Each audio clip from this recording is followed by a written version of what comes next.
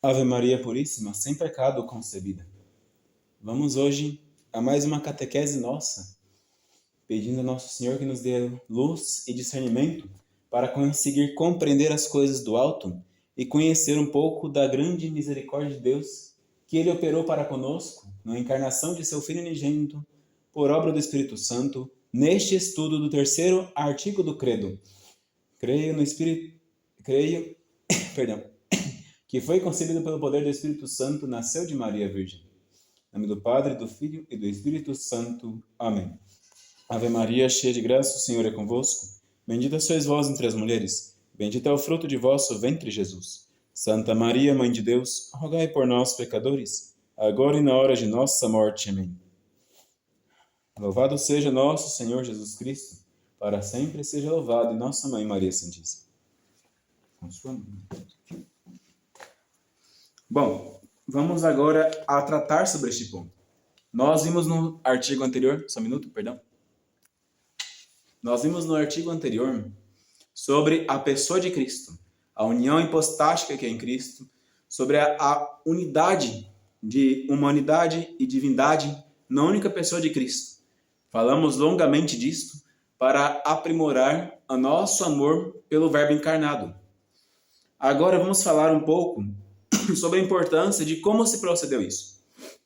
Primeiramente, lembrando que todos os atos que a Santíssima Trindade faz no foro externo são feitos de forma, igual. Eles agem juntos.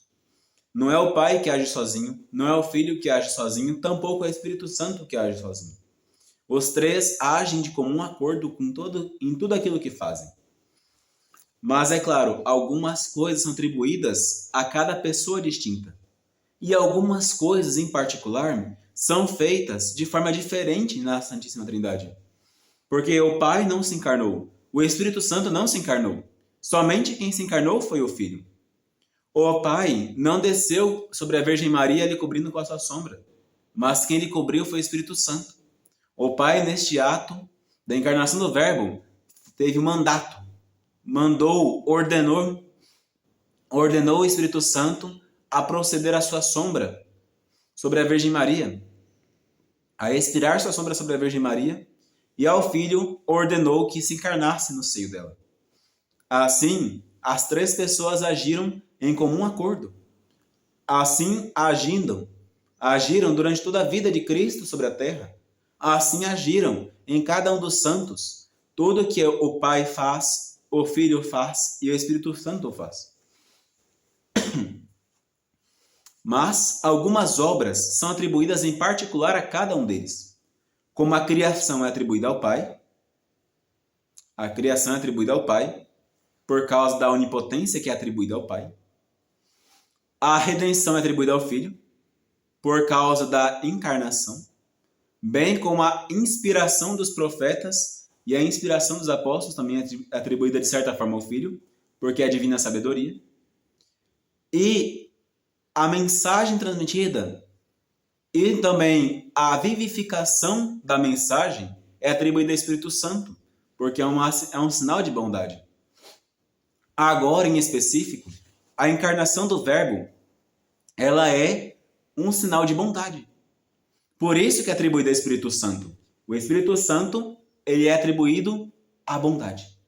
Assim como ao Pai, a onipotência, ao Filho, a sabedoria, ao Espírito Santo é atribuída a bondade. Pois bem, neste artigo do Creio, nós compreendemos que a geração carnal do Filho eterno do Pai se deu sem assistência de homem, sem o germe do varão. Como assim? Quando o Filho, Deus Filho, tomou a nossa fisionomia humana no seio de Maria Virgem, ele não tomou a nossa fisionomia, não tomou a nossa carne, não tomou nossa alma, não tomou nossa vida de forma natural. Falávamos um pouco disso na última catequese, mas vamos reiterar agora. Não houve ali concúbito entre Maria, Virgem, e São José, e nem tampouco com outro homem. Foi um ato de forma que veio da onipotência de Deus. Por isso que aí está o Pai incluído também. É um ato próprio de Deus operar a salvação, operar uma fecundação sem romper o receptáculo, sem precisar invadir o receptáculo, como ocorre numa geração, numa conceição normal. Portanto, a encarnação do Verbo, ela se deu de forma totalmente pela onipotência de Deus, operada sem concurso de homem, sem concurso de varão. Assim sendo, o Pai, o Filho, o Espírito Santo operaram em Maria Virgem uma obra totalmente nova, uma concepção totalmente nova, que assim, operando, fez com que nascesse uma criança somente recebendo, humanamente falando, a genética de sua mãe, sem precisar da genética paterna. E ainda nascer varão, que de acordo com as ciências modernas, as biologias modernas, seria impossível. Portanto, a geração de Cristo é uma geração totalmente nova. Essa confirmação nós temos ainda mais pelo Sagrado Concílio de Constantinopla, o qual desceu do céu por amor de nós homens e por causa de nossa salvação, encarnou de Maria Virgem por obra do Espírito Santo e se fez homem. Quando o apóstolo São João, em seu primeiro evangelho, primeiro capítulo do evangelho, ele nos narra da concepção do Verbo, ele fala, no princípio era o Verbo, e o Verbo estava com Deus, e o Verbo era Deus. E mais à frente ele termina, e o Verbo se fez carne e habitou entre nós. Então o Verbo, o Filho, que é este Verbo encarnado, este Verbo imemorial, ele se encarnou, ele tomou a nossa substância no seio de Maria Virgem por obra do Espírito Santo. Neste ponto, vamos falar mais especificamente sobre a parte humana de Cristo e sobre a sua mãe, que foi um receptáculo preparado. Vamos deixar para falar em específico do Espírito Santo no artigo do Creio, que fala justamente sobre o Espírito Santo.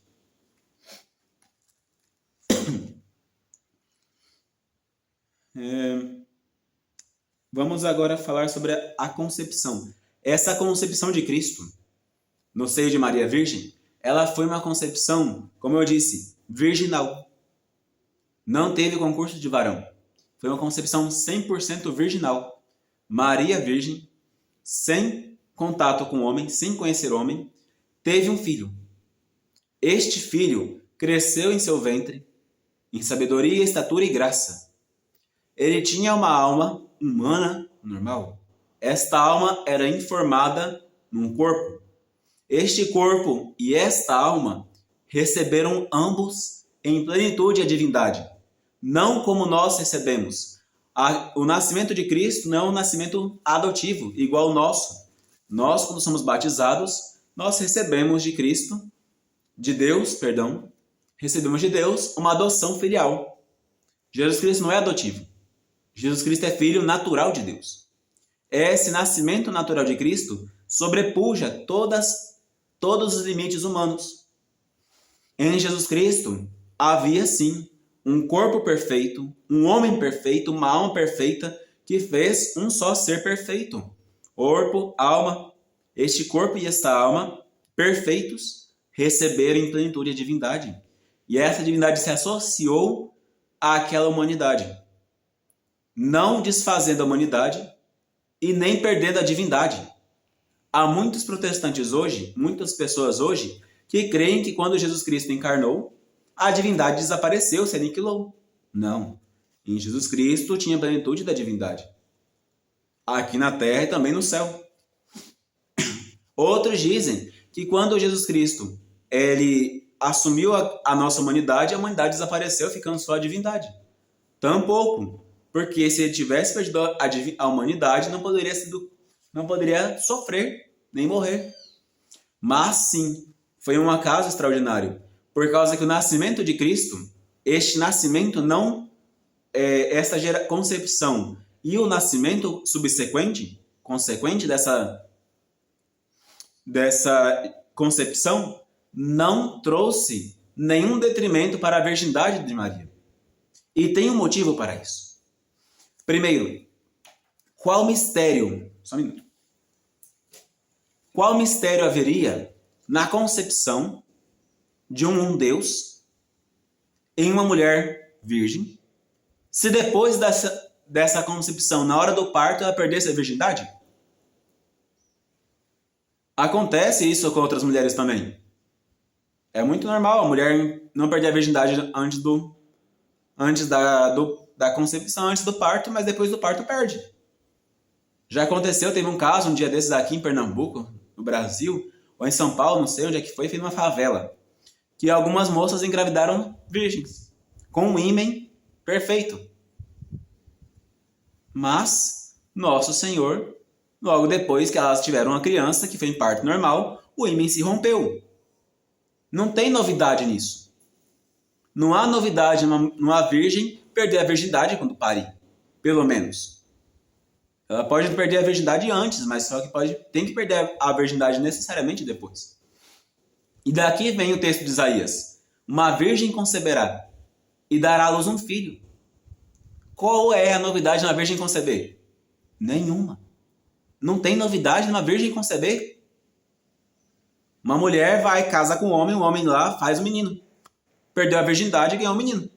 A virgem concebeu. O caso de Maria é especial.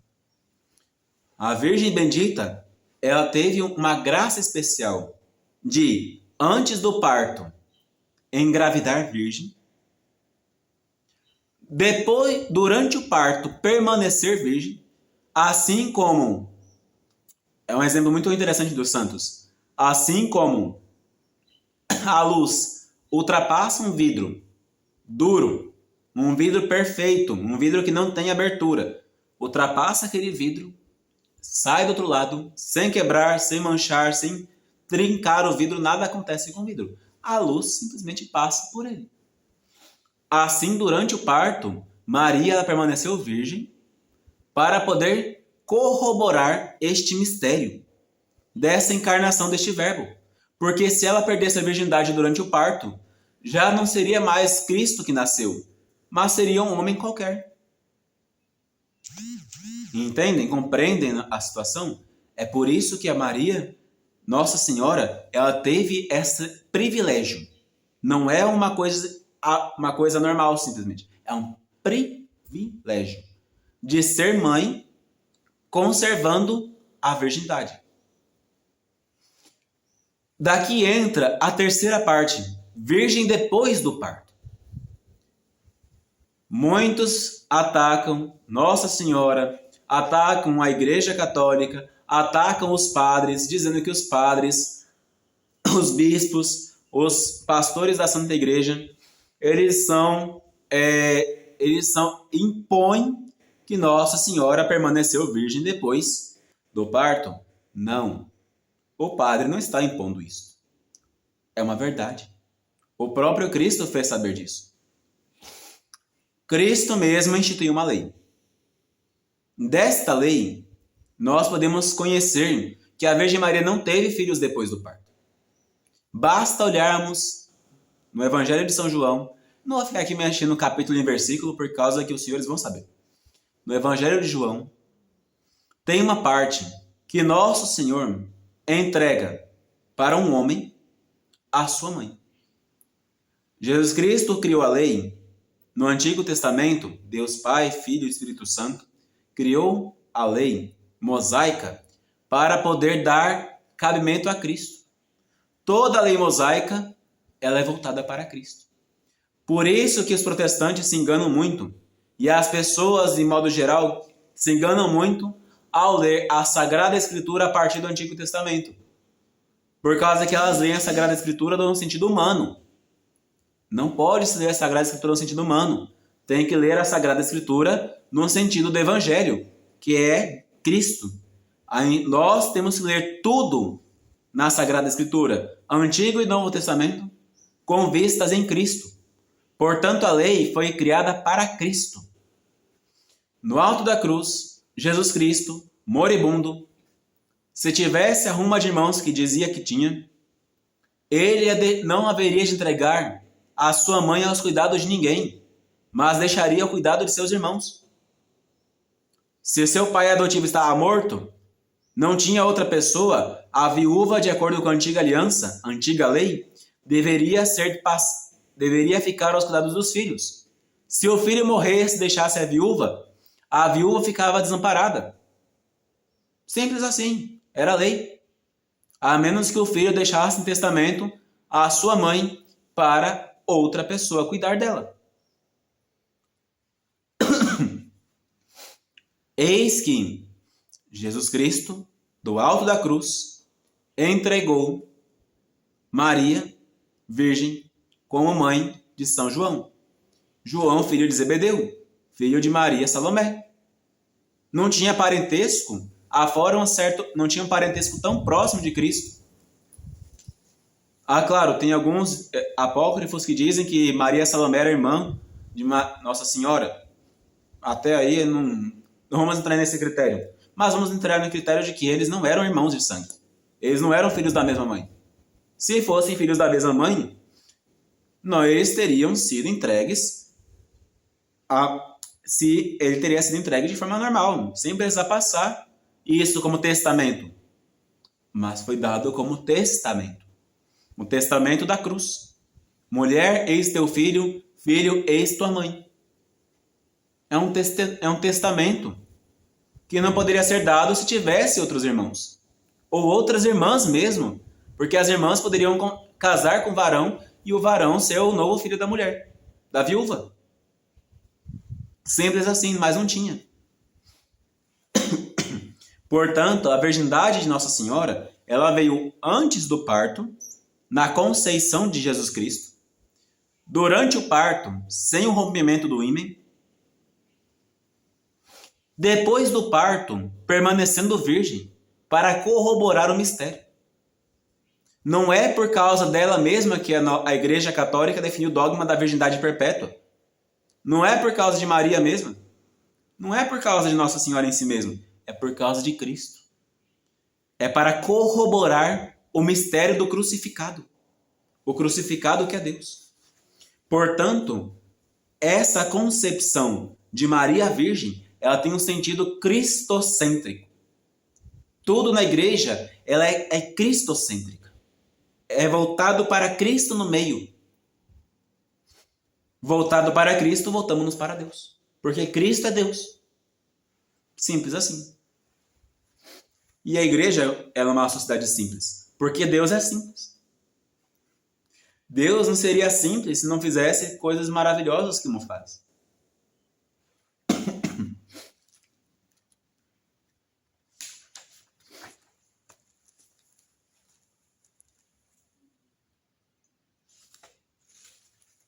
Só para podermos encontrar, porque eu já falei uma boa parte disso aqui já.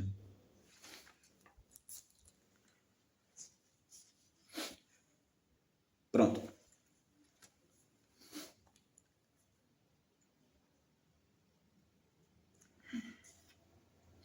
Aqui nós temos que crer em Jesus Cristo. Só um minuto. Aqui nós temos a obrigação de crer em Cristo como nosso mediador. Cristo é o mediador único entre Deus e o homem Deus, Jesus Cristo. Esse mediador único, ele nos media por este mistério da encarnação, tomando sobre si as nossas dores e os nossos pecados. Ele tomou tudo, compreendem? Ele tomou sobre si todas as misérias que o homem é capaz de ter, para santificar todas as misérias humanas. Reparem na concepção. A concepção numa lei mosaica, rígida, que mandava apedrejar a mulher que concebesse fora do matrimônio. São José, ele foi escalado por Deus para poder conservar essa encarnação. É aquela videira, aquela vara florida que Arão pôs junto com a dos príncipes e que floria somente a vara de Arão. Aquela vara, aquela videira florida, que florindo foi separada por Deus, foi São José. São José foi predestinado por Deus para se casar com Nossa Senhora e ter com ela um casamento totalmente virginal. O casamento dos dois operou uma outra graça. Operou a graça de que pôde se esconder dos homens e dos demônios a encarnação mística do Verbo. Também, naquele casamento, preparado por Deus, preparava-se o destino do nascimento, Belém. São José, bem como Maria Santíssima, eram os dois da estirpe de Davi. Na época em que Nosso Senhor foi concebido, houve um edito de Tibério César que mandava que todo homem fosse registrar-se na cidade de seus ancestrais, junto com sua família. E este homem, ele deveria ir, não importasse a distância, registrar-se naquela cidade. Assim sendo, durante o nascimento de Cristo, Nosso Senhor, todos estavam de viagem de um canto para outro. Era época de inverno rigoroso, nevava muito. Era época muito difícil de caminhar na Palestina. No entanto, fizeram assim, São José e Nossa Senhora. Saíram. Jesus Cristo já começava a padecer as dores de não nascer na sua pátria, não nascer na sua casa, não nascer com seus. Caminhou até uma região que não quiseram lhe acolher. As estalagens estavam cheias? Não. Não tanto que não desse para acolher mais alguém. O que eles não queriam era acolher uma mulher que estava parindo. Por causa que quando chegou Nossa Senhora na região de Belém, ela estava sentindo as contrações de parto.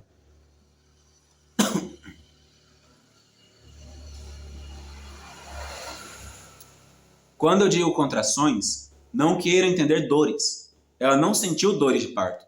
O nascimento de Cristo foi especial justamente também porque Nossa Senhora não teve dor. Vamos chegar lá. Chegando em Belém, não encontraram pousada para uma mulher que estava tendo a luz, dando sinais de que ia ter a luz.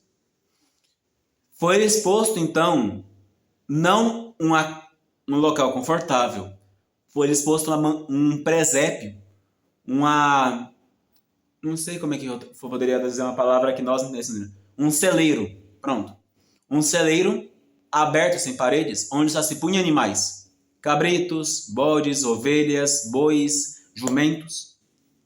Ali foi o local do nascimento de Cristo.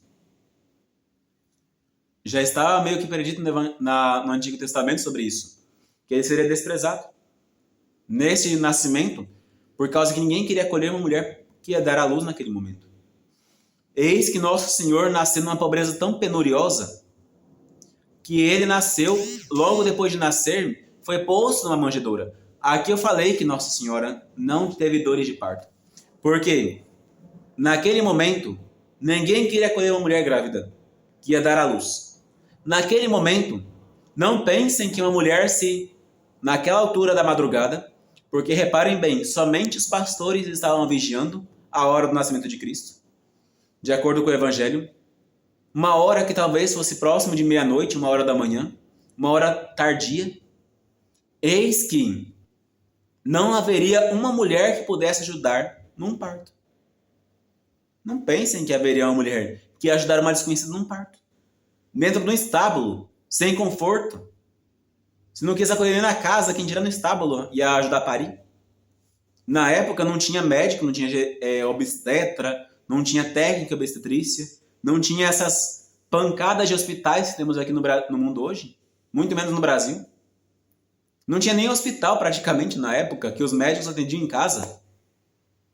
Era uma coisa muito diferente de hoje em dia. A igreja é que trouxe a inovação de terem hospitais em tão grande escala como temos hoje. Um parto sozinha. São José não acompanhou o parto. Não fala no Evangelho que ele acompanhou o parto. E alguns autores daquela época dizem que ele não acompanhou o parto de perto, devido ao pudor que ele tinha de não ver o corpo de sua esposa. Eis que Nossa Senhora deu à luz sozinha. Sozinha. Dando à luz ela mesma, como testemunha evangelho de São Lucas, pegou a criança e envolveu em paninhos. Ela mesma, não pegou São José, não pegou ninguém. Ela mesma pegou a criança e envolveu em panos. Ela mesma dispôs tudo para a criança ficar na manjedoura. Então este nascimento, este parto, ele teve uma profundeza de não ter dor para a mãe que ia parir. Lembrando então que Nossa Senhora não tinha culpa do pecado original. Vamos ver se aclarei um pouco aqui a visão. Dando à luz sem dor, ela pôde recolher a criança e fazer da criança aquilo que quisesse. Reparem no que aconteceu. Reparem ainda mais. Aquele nascimento oculto, pobre, desvalido, o nascimento de uma criança que é o próprio Deus num ambiente desfavorável para o nascimento de qualquer um, que não seja um bicho. É isso que enquadra no Evangelho. É isso que nós devemos lembrar da adoração. Se hoje em dia nós temos igrejas tão grandes para acolher a Cristo, é por causa que os fiéis acolheram Cristo no coração primeiro. Sim, por causa que aquilo que aconteceu em Belém não pode se repetir mais. Um fiel cristão não pode mais repetir aquilo que aconteceu em Belém. Não pode. Não pode mais refazer aquele ato cruel dos moradores de Belém, de ao receber o Filho de Deus, não lhe darem assistência. É desumano. Pense numa coisa desumana, uma coisa horrível, repelente. O senhor, a senhora que assiste este vídeo, receber o Cristo de Deus com uma frieza mortal. Não é humano. Não é humano isso. Nós temos que receber o Cristo de Deus como ele merece ser recebido. É por isso que a piedade dos fiéis no passado construíram tão magníficas igrejas. Era uma prova de que Cristo foi bem acolhido no coração. Se assim não fosse, não fariam igrejas bonitas, fariam galpões feios, presépios, estábulos de bicho. Não. Os fiéis têm que receber a Cristo dignamente, porque os de Belém, os judeus de Belém não conheceram a Cristo, não sabiam que era Cristo. Na hora do nascimento estavam dormindo e não escutaram os anjos cantando glória a Deus nas alturas e paz na terra aos homens de boa vontade. Não viram aquela estrela imensa que brilhava em cima do presépio. Não viram os reis magos chegando trazendo presentes. Viram. Não viram. Eles só viram o seu conforto, o seu comodismo, a sua própria índole. Pensavam que o Cristo não deveria mais vir. Ou então pensavam que vinha num cavalo branco galopando. Cristo veio pobre. Veio pobrezinho. Para que a sua pobreza não nos trouxesse amargura. Se Cristo viesse rico num cavalo branco, uma coroa na cabeça, acaso nós que somos pobres, e digo nós porque todos nós somos pobres, mesmo aquele que tem condições financeiras é um pobre, miserável, acaso nós seríamos capazes de acolhê-lo? Nós íamos ficar envergonhados. A nossa casa humilde, não importa quantos quartos tenha, sempre ser um desconforto receber um rei tão imponente. Teríamos que construir um palácio para cada um. A nossa casa interna suja seria um desconforto.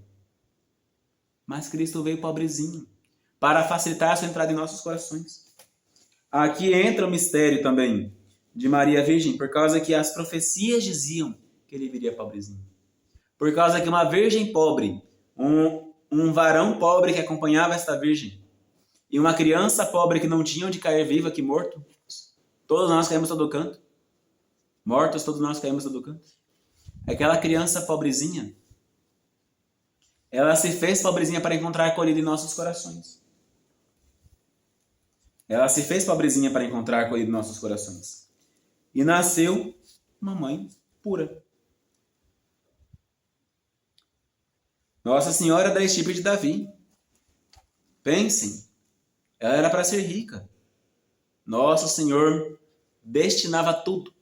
Quando a estirpe de Davi perdeu o trono, eis que nascerá o unigênito. Perdeu o trono, perdeu a dignidade, perdeu a riqueza. Eis que nosso Senhor então preparava por estes mistérios um novo Adão e uma nova Eva. Novo Adão que é Cristo. Cristo Jesus é o novo Adão. O primeiro Adão nos trouxe o pecado, a morte e a miséria. O Pai do gênero humano trouxe para nós, que graças a Deus ele fez penitência depois por si mesmo, mas não por nós. Cada um de nós tem que fazer penitência por nossos pecados. Adão nos trouxe, por seu pecado, a morte. Cristo, ao contrário, nos trouxe, pela sua abnegação própria, a vida. Assim sendo, Jesus Cristo, desfazendo-se das riquezas, da fama e glória e dos prazeres, nos trouxe nova vida. E assim a Virgem Maria pode ser comparada a uma nova Eva. Porque assim como a primeira Eva, pela desobediência dela, nos trouxe a morte com Adão, nos fez filhos de miséria, filhos da ira, eis que Maria se fez então nova Eva. Porque de filhos da ira, nos fez filhos adotivos de Deus em Cristo. De filhos de miséria, nos fez filhos da graça. De filhos prontos para o inferno, nos fez filhos próprios para o paraíso. Assim, nosso Senhor e Nossa Senhora são novo Adão e nova Eva da nova criação do gênero humano. Esta criação nova.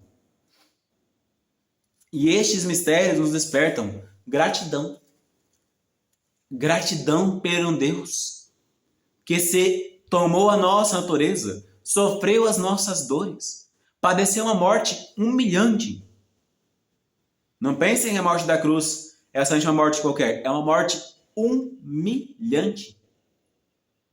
Temos que agradecer a Virgem Maria por ter dito seu fiat, faça-se. Temos que agradecer a São José por ter acompanhado aquele mistério tão de perto. Temos que agradecer a Deus por ter nos dado tão grande prenda. Temos que agradecer à Santa Igreja por lembrar-nos dia e noite desta encarnação deste Verbo pelas orações cotidianas e principalmente pelo Santo Rosário. Devemos ser humildes. Reparem bem, o Deus que o céu e a terra não podem conter, o Deus que antes fez o céu e a terra, um Deus imortal, eterno, tomou a nossa natureza, se rebaixou ao nosso estado. Reparem, quão grande é este mistério para lembrar-nos de humildade. Nós nunca, ou mais que nos rebaixemos, nunca poderemos rebaixar-nos igual a Jesus Cristo. Nem capaz. Porque mesmo que nós nasçamos no estábulo, como Cristo nasceu, mesmo que nós tenhamos uma vida sacrificada como Cristo teve, mesmo que nós façamos uma vida idêntica de Cristo, pobre, humilde e obediente, será sempre inferior. Porque Cristo é Deus. Está acima de nós, muito mais do que o céu está sobre a terra. A diferença, nós temos que ser humildes, por causa que Cristo se fez humilde. A humilde confissão de nossos pecados para um bom sacerdote, a humilde confissão de nossas misérias perante as pessoas, a humildade de conhecermos que nós, por nós mesmos, somos incapazes de tudo, a humildade de reconhecer que sem Deus nada poderemos fazer de bom, a humildade de nós podermos estar diante de Deus, de cabeça baixa, batendo no peito como aquele publicano, perdoai, Senhor, porque sou pecador. Não importa quanto nos rebaixemos, nunca nos rebaixaremos igual a Cristo. Aqui nos lembra a vida religiosa, que é o melhor meio de se humilhar é num convento. Porque imita melhor a vida de Cristo.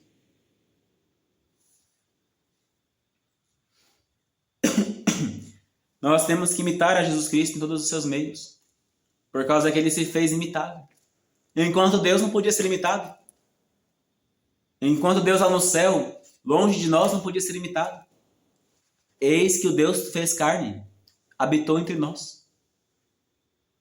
Podemos imitá-lo. Não poderemos fazer igual jamais. Infelizmente, nossa fraqueza não permite. Mas podemos imitá-lo. Olha que grande graça. Imitar a Deus. E podemos cumprir aquela passagem da Escritura. Sede santos como o vosso Pai Celeste é santo. Termos consciência de nossa dignidade. Olha o que nós valemos. Olhe para si mesmo. Como eu estou olhando para mim mesmo agora. Olhe para si mesmo. Quanto que você vale? Repare a senhora. Quanto a senhora vale? Repare o senhor. Quanto o senhor vale? Vale 100 mil reais? Vale uma casa? Vale uma mansão? Vale um carro do ano? Vale um país inteiro? Vale todos os continentes do mundo juntos? Você vale o sangue de um Deus. Você vale o sangue de um Deus. Depois de nos humilharmos, reconhecermos pecadores, reconheçamos mais uma coisa. Nós fomos comprados, não como escravos, mas como filhos, pelo sangue de um Deus. Não foi o sangue de um bode, não foi o sangue de uma ovelha, não foi o sangue do cabrito, não foi o sangue de um boi. Foi o sangue de um Deus. O único Deus. É isso que você vale. É isso que você vale. A nobreza obriga. Se os nobres se sentem obrigados a fazerem coisas que não gostam, porque são nobres, o que mais nós devemos fazer, sendo filhos de Deus? Tudo. Tudo para alcançar o céu. Deixar tudo. Fazer tudo para alcançar o céu. Deixar o vício, deixar o pecado, deixar a miséria. Deixar a banalidade das coisas mundanas. Deixar uma vida imprestável de um homem louco para fazer valer o sangue de um Deus que foi derramado sobre nossas cabeças. Nós valemos o sangue de um Deus. E por isso devemos obedecer à graça. Obedecer à graça de Deus. O pecado nos trouxe a morte. O que Adão fez? O que Adão conseguiu com o pecado? Morte, miséria, trabalho duro, suor do rosto para poder comer. O que o pecado trouxe para a mulher? Dores no parto, brigas com o marido, apanhar do seu marido, desobediência dos filhos, dores de cabeça com os filhos.